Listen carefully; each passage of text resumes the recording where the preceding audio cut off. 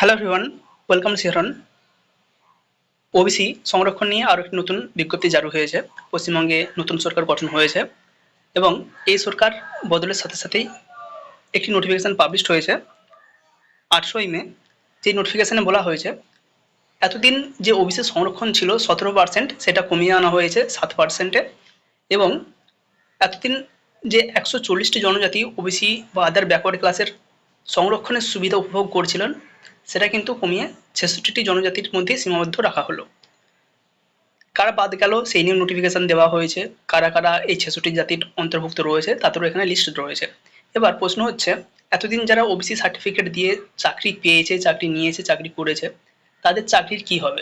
Cancel হবে না বাতিল হবে, বা নাকি তারা বহাল থাকবে চাকরিতে? এই নিয়ে এখনো পর্যন্ত রাজ্য সরকারের তরফ থেকে কোনো নোটিফিকেশান, কোনো বিজ্ঞপ্তি বা কোনো প্রেস ব্রিফ দেওয়া হয়নি। আপাতত পূবের কলম এটি পত্রিকা, যাদের পেপারে একটি উল্লেখ রয়েছে ওবিসি সংরক্ষণে রাজ্যের নয়া নির্দেশিকা, চাকরিরতদের ওপর প্রভাব পড়বে না, মত আইনজীবীদের। এখানে কি বলা হয়েছে একটু ভালোভাবে আমরা দেখানোর চেষ্টা করব।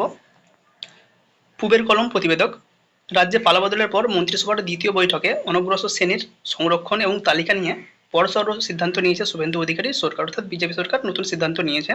এ নিয়ে মঙ্গলবার রাজ্য সরকারের তরফে যে বিজ্ঞপ্তি জারি করা হয়েছে তাতে জানানো হয়েছে বামফ্রন্ট আমলে, অর্থাৎ সিপিএমের আমলে ঘোষিত 66টি সম্প্রদায় 7% সংরক্ষণের সুবিধা পাবেন। অর্থাৎ সিপিএমের আমলে যে সংরক্ষণ ছিল, যেই 66টি ক্যাটাগরিকে শুধুমাত্র ওবিসির অন্তর্ভুক্ত করা হয়েছিল তারাই ওবিসি থাকবে। বাকি টিএমসি বা তৃণমূল কংগ্রেসের আমলে, মমতা সরকারের আমলে আরও যে সমস্ত কিছু কিছু জনজাতিকে এই সুবিধা দেওয়া হয়েছিল, 7%-এর জায়গায় সেটা 17% করা হয়েছিল, সেটা কিন্তু বন্ধ হচ্ছে। নেক্সট কি বলা হয়েছে, রাজ্যপালের নির্দেশে সেই তালিকা প্রকাশ করা হয়েছে। তবে প্রশ্ন উঠছে, যারা তৃণমূল সরকার ঘোষিত বর্ধিত সংরক্ষণের আওতায় চাকরি করেছেন তাদের কি হবে? তবে হাইকোর্টের রায়ে এ বিষয়ে সুনির্দিষ্ট নির্দেশিকা থাকলেও সরকারের বিজ্ঞপ্তিতে সে নিয়ে অবস্থান স্পষ্ট না হওয়ায় অনেকের মধ্যে আশঙ্কা সৃষ্টি হয়েছে। অর্থাৎ চাকরি থাকবে না থাকবে না, এটা নিয়ে অনেকেরই কনফিউশন রয়েছে, অনেকেই কমেন্ট করছে, অনেকে বিভিন্ন জায়গায় বিভিন্ন ধরনের ভিডিও কিন্তু দেখতে পাচ্ছে।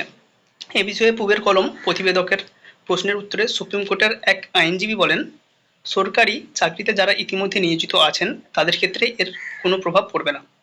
অর্থাৎ যারা এই 66টি জনজাতির বাইরেও রয়েছেন, 140টি জনজাতির মধ্যে ছিলেন বা 17% সংরক্ষণের আওতায় এসে চাকরি পেয়েছেন, তাদের কিন্তু চাকরি বহাল থাকবে, তাদের কোনো চাকরি যাবে না, এটাই কিন্তু বলা হয়েছে।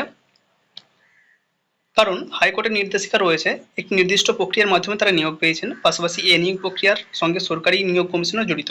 তাই তারা একটি নির্দিষ্ট প্রক্রিয়ার মধ্য দিয়েই ইতিমধ্যে নিয়োগ পেয়েছেন। নিয়ম বদলের সঙ্গে সঙ্গে তাদের চাকরি বদল যাবে এমনটা নয়, তাদের চাকরি চলে যাবে এমনটা নয়।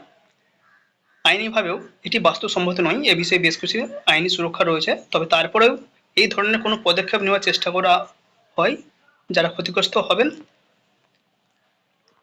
এবং দীর্ঘদিন ধরে চাকরি করে আসছেন তাদের আদালতে যাওয়ার মতো অধিকার রয়েছে। যদি কোনোভাবে নতুন যে সরকার এসেছে তারা পুরনো যারা ওবিসি সার্টিফিকেট দিয়ে বা 17%-এর রিজার্ভেশন আন্ডারে চাকরি পেয়েছেন তাদের যদি চাকরিচ্যুত করতে চান, সেক্ষেত্রে তারা স্টেপ নিতে পারবেন। উল্লেখ্য, বাম জামানার শেষ পর্বে এবং তৃণমূল সরকারের প্রথম পর্বে 2010-এর মার্চ থেকে 2012-এর মে মাসের মধ্যে রাজ্যে আরও 77টি সম্প্রদায়কে ওবিসি তালিকাভুক্ত করা হয়েছিল। বাম জামানায় 42টি মুসলিম সম্প্রদায় ওবিসি অন্তর্ভুক্ত হয়েছিলেন। এদের ধর্মের ভিত্তিতে সংরক্ষণ দেওয়া হচ্ছে বলে প্রথম মামলা হয়। তৃণমূল সরকার ক্ষমতায় এসে আরও 35টি সম্প্রদায়কে ওবিসিভুক্ত করেন। 2023 সালে মমতা সরকারের ওবিসি সংরক্ষণ আইন জারি করে এই 77 সম্প্রদায়কে তার আওতায় নিয়ে আসেন। ফলে মোট ওবিসি সম্প্রদায়ের সংখ্যা হয়েছিল 179, প্রায় 179টি জনজাতি এই ওবিসির সুবিধা পাচ্ছিলেন। 2024 সালের 22 মে কলকাতা হাইকোর্ট রাজ্যের ওবিসি তালিকায় পূর্বে 66টি সম্প্রদায়কে রেখে 113টি সম্প্রদায় ওবিসিভুক্ত করার সিদ্ধান্ত খারিজ করে দেয়। যুক্তি ছিল, অর্থনৈতিক পশ্চাৎপদতা নয়, ধর্মের ভিত্তিতে এই সব সম্প্রদায়কে ওবিসিভুক্ত করা হয়েছে। ফলে 2021 সাল থেকে প্রদান করা প্রায় 5 লক্ষ ওবিসি সার্টিফিকেট বাতিল হয়ে যায়। রাজ্য হাইকোর্টের রায়কে চ্যালেঞ্জ জানিয়ে সুপ্রিম কোর্টে যায় রাজ্য সরকার, অর্থাৎ তৎকালীন যে রাজ্য সরকার ছিল টিএমসি, তারা কিন্তু এই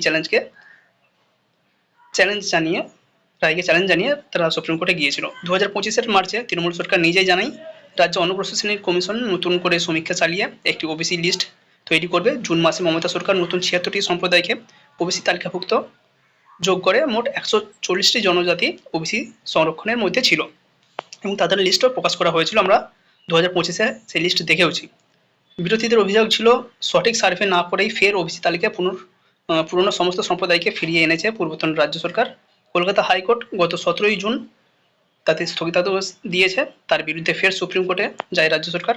গত জুলাই মাসে সুপ্রিম কোর্টে তৎকালীন প্রধান বিচারপতি বি.আর. গাভাইয়ের বেঞ্চ হাইকোর্টের সেই স্থগিতাদেশের উপর স্থগিতাদেশ দিয়েছিল। মামলাটি এখন বর্তমান বিচারপতি সূর্যকান্তের এজলাসে রয়েছে। অর্থাৎ যাদের চাকরি পেয়েছে, যারা ওবিসি সার্টিফিকেট দিয়ে তাদের চাকরি চলে যাবে কিনা যে সংশয় আছে, সেটা কিন্তু রাজ্য সরকার এখনো কোনো নোটিফিকেশান নির্দিষ্টভাবে জানায়নি তাদের চাকরি থাকবে না চাকরি করতে পারবে না। পরবর্তীকালে হয়তো এই 17% সংরক্ষণ থাকবে না, বা 140টি বা 179টি যে জনজাতি ওবিসি সুবিধা পেয়েছিল তারা আর পরবর্তীকালে পাবে না। শুধুমাত্র বামফ্রন্টের আমলে ঘোষিত 66টি ওবিসি জনজাতি এর সুবিধা পাবে এবং কারো যদি চাকরি চলে যায় সেই নিয়েও তারা হাইকোর্ট, সুপ্রিম কোর্ট এ সমস্ত জায়গায় মামলা করতে পারবেন।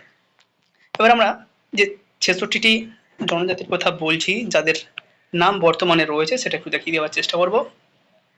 নিজেরাও ওয়েবসাইট থেকে এটি ডাউনলোড করে নিতে পারবে।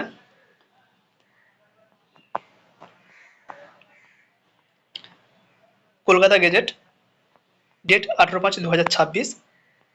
এখানে সমস্ত কিছু উল্লেখ রয়েছে যে আগের যে 17% রিজার্ভেশন ছিল সেটা ক্যান্সেল করা হলো এবং 2010-এর আগের যে 66টি জনজাতি ওবিসির অন্তর্ভুক্ত ছিল তারাই 7% রিজার্ভেশনে এই ওবিসি সুযোগ সুবিধাটা পাবে এবং এখানে সেই 66টি ওবিসি ক্যাটাগরির লিস্ট এখানে দেওয়া রয়েছে। একবার আমরা বলে দেওয়ার চেষ্টা করছি।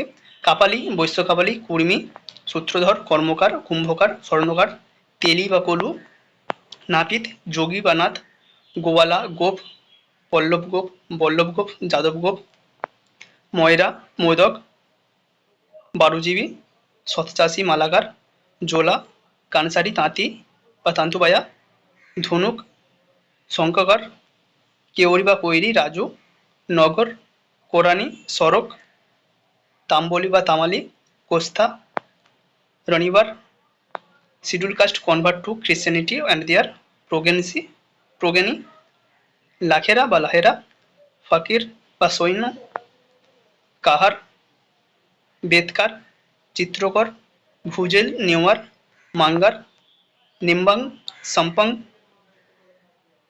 বাংছেং, থামি, যোগী, ধিমাল, হাবাড়ি বা ধোবি, ভাঁড়, খান্দায়েত, গঙ্গত, তুরহা, ধুনিয়া, পতিদার, কাসাই, হেলে বা হালিয়া বা চাষি, কৈবর্তা, দাস কৈবর্তা, বনশী বর্মন, নস্য শেখ, পাহাদিয়া মুসলিম, খেন, শুক্লি, সুনওয়ার, ভারভুজা, দেওয়ান, রাই, রাইন বা কুঞ্জরা, শেরশাবাড়িয়া, দেবাঙ্গা এবং হাজ্জাম যেটা মুসলিম এবং চৌধুরী মুসলিম। এই 66টি জনজাতি তারা এখন থেকে ওবিসি সুযোগ সুবিধা পাবে এবং সেটাও 7%, 17% কিন্তু আর থাকছে না।